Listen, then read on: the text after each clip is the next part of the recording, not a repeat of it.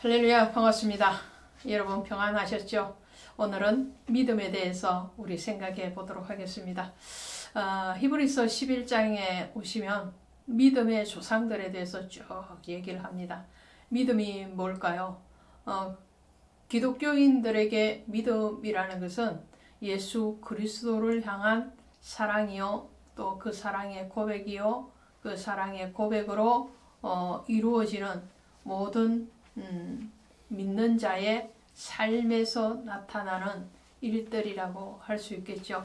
궁극적으로 믿음이라는 것은 예수 그리스도입니다.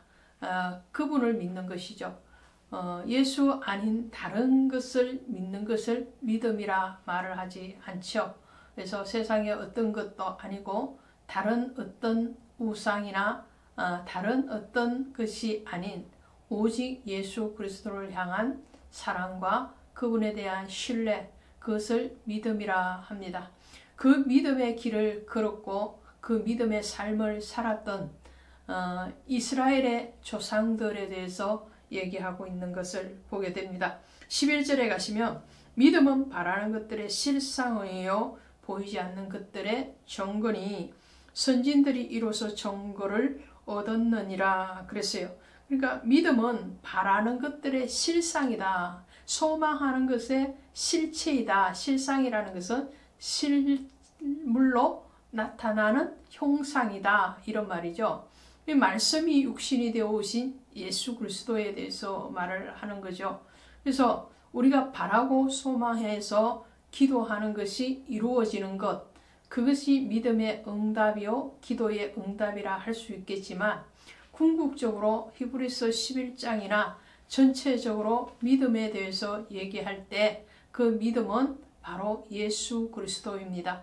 그리스도의 나타나심, 하늘 보좌를 버리시고 사람이 되어셔서 오신 그 예수 그리스도시고 그 예수 그리스도가 저와 여러분의 삶 가운데서 신앙 가운데서 나타나심입니다. 그 나타나심이라는 것은 우리의 믿음으로 말미암아서 그것이 증거되어지는 거죠. 그래서 선진들이 이로써 증거를 얻었느니라 이렇게 말을 하는 것을 보게 됩니다. 그래서 불신자들은 어떠한 것을 보여줘서 믿는다면 오늘 우리는 보지 않고 믿는 믿음이 되어야 되는 거죠. 도마가 부활하신 주님을 만났을 때에 그 믿음이 확실하지 않았을 때에 주님은 그 도마에게 자신의 옆구리에 창자국을 보여주시고 그리고 믿음을 주시죠. 도마가 예수 그리스도의 십자가에서 당하신 그 고난의 흔적을 보고 난 뒤에 믿었을 때에 주님은 말씀을 하십니다. 너는 본고로 믿느냐? 보지 못하고 믿는 자가 더 낫다라고 말씀을 하시죠. 그래서 보지 않고 믿는 믿음, 그것은 성령이 우리에게 선물로 주셔서므로 가능한 것이죠. 믿음은 하나님의 선물입니다. 궁극적으로. 그러니까 예수가 우리에게 주시는 그 믿음의 확정은 바로 우리를 향하신 사랑이라고 할 수 있습니다. 자, 그 사랑에 대해서 얘기를 하면서 오늘은 어디서부터 출발을 하느냐면 4절에 보시면 믿음으로 아벨은 가인보다 더 나은 제사를 하나님께 드림으로. 자, 아벨 위에 인류가 없었느냐? 아니죠. 있었습니다. 아담이 있고 하와가 있죠.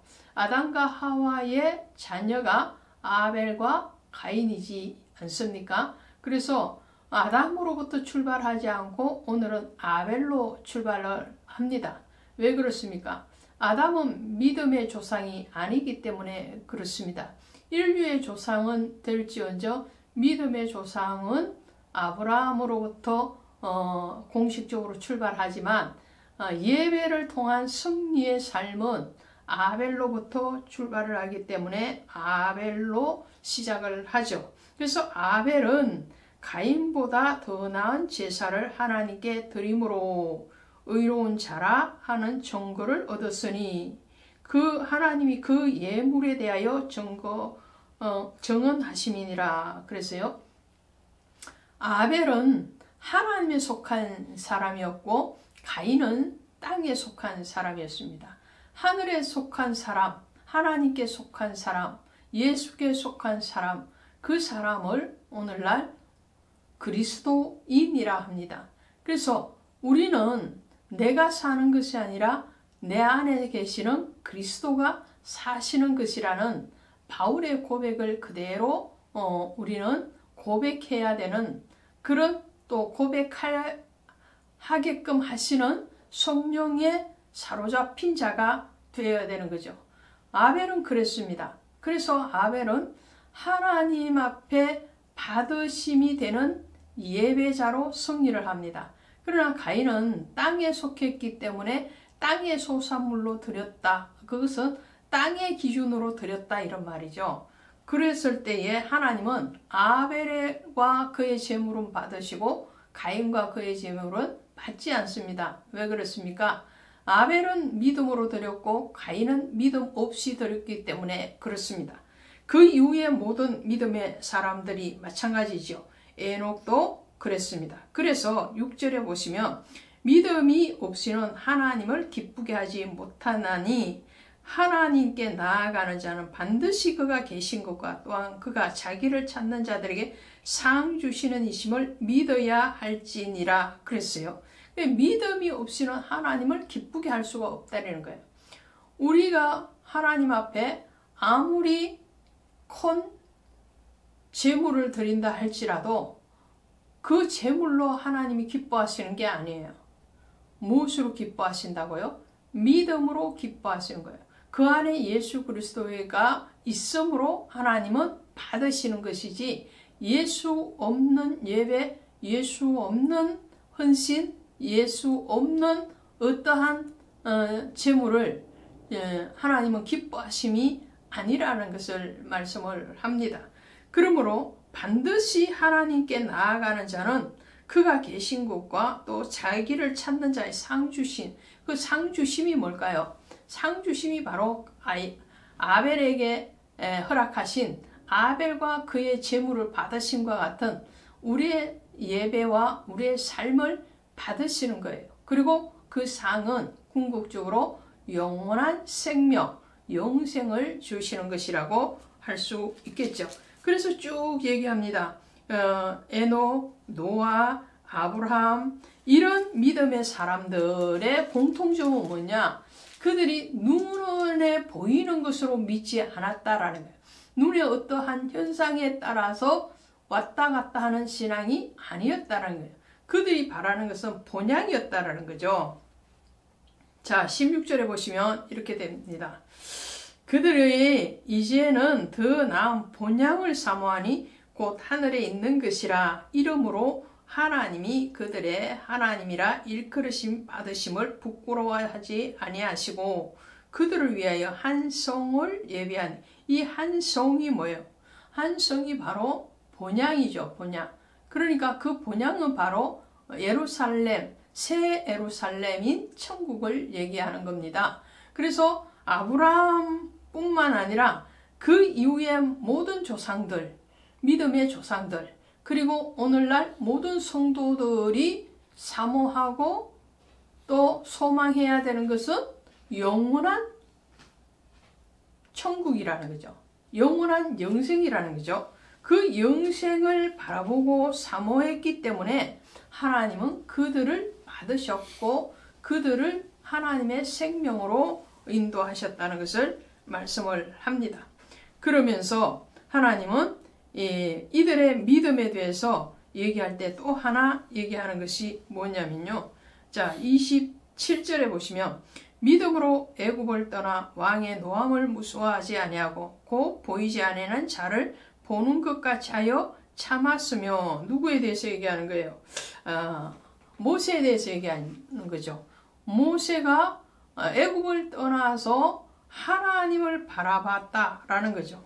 이것은 하늘에 쌓아둔 소망이신 예수 그리스도를 바라보는 그 하늘의 소망, 그 하늘의 생명, 영원한 생명을 바라봤다라는 것을 말을 하죠. 그러면서 자, 이 39절에 보시면 이 사람들은 다 믿음으로 말미암아 정거를 받았으나 약속된 것을 받지 못하였으니, 여기서 약속된 것을 받지 못했다. 그것은 무슨 말일까요? 그것은 이 땅에서 받지 못했다는 거예요. 땅의 기준에 어떠한 부귀영화, 또 땅의 기준에 이 영토, 이런 것들을 받지 않았다라는 거예요. 땅에 보이는 것으로 그들의 신앙을 가름할 수가 없다는 거예요. 그들의 신앙은 보이지 않는 영원한 하늘의 기준, 성령, 신령한 것, 그 복을 구하고 그리고 그 복을 쫓아서 갔던 사람이라는 거죠. 그래서 40절에 이런 하나님이 우리를 위하여 더 좋은 것을 예비하셨은즉 우리가 아니면 그들로 온전함을 이루지 못하게 하려 함이니라. 더 좋은 것을 예비한 것, 그것이 뭔가요? 그 부활이에요. 35절에도 더 좋은 부활을 얻고자 그랬죠. 부활이라는 것은 영생을 얘기하는 겁니다. 영원히 사는 것이죠.